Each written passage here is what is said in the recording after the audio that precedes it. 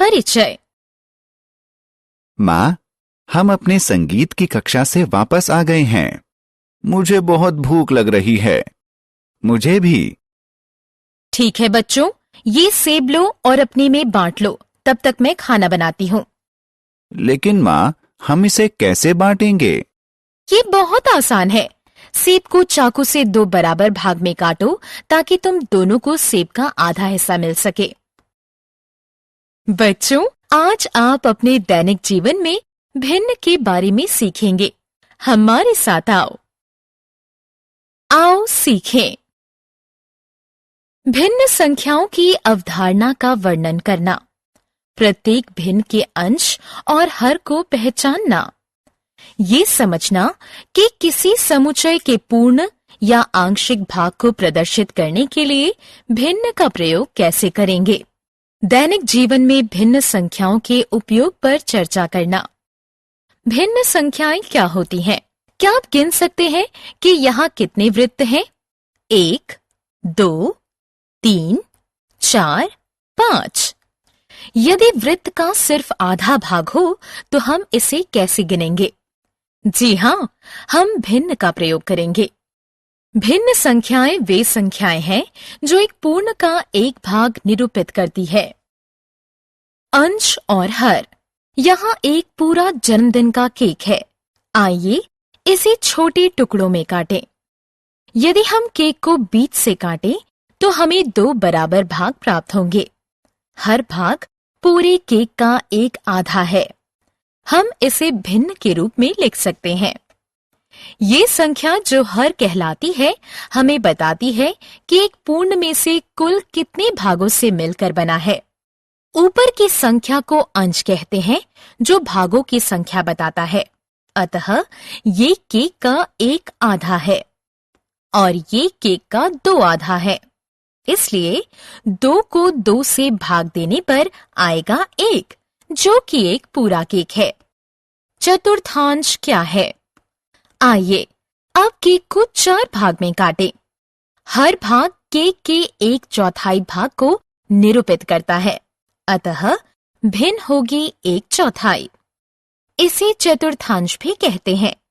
ये केक का 1/4 है, ये 2/4 है, ये 3/4 है और ये 4/4 है।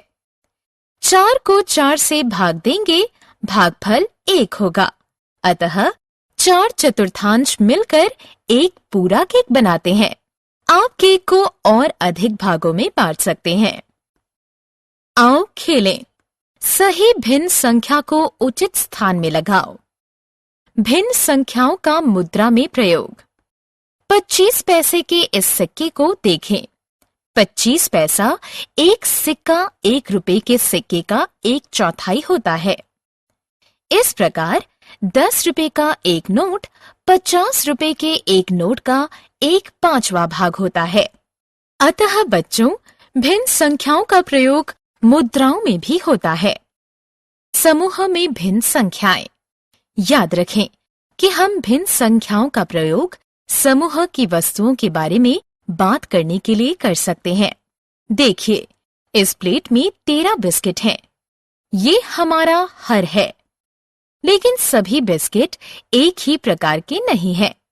उनमें से 6 चॉकलेट बिस्किट हैं, जबकि 7 मिल्क क्रीम वाले हैं। अतः वे अंश हैं। इसलिए हम कह सकते हैं कि ये 6 13वां चॉकलेट बिस्किट है और 7 13वां मिल्क क्रीम बिस्किट है। भिन्न संख्याओं का समय में प्रयोग। क्या हम समय को भिन्न में विभाजित कर सकते हैं? हाँ, इस घड़ी को देखो।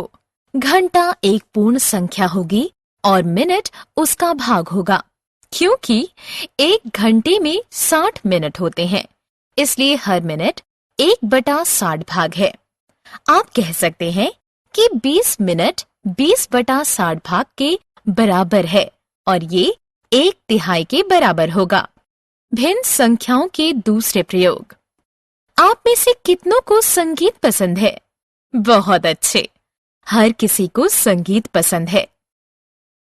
संगीत में पूरा नोट, आधा नोट, 1/4 नोट होते हैं और वे सब एक दूसरे से जुड़े होते हैं।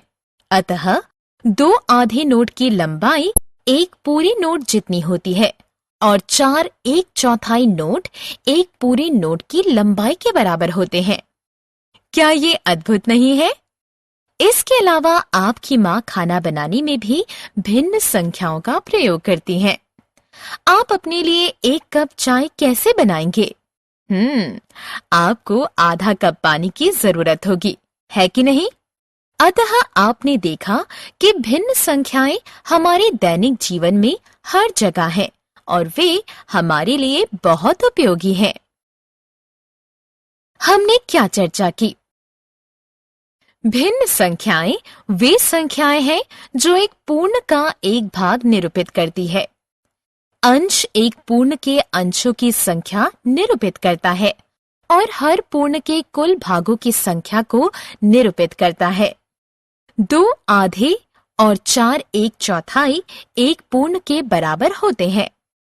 भिन्न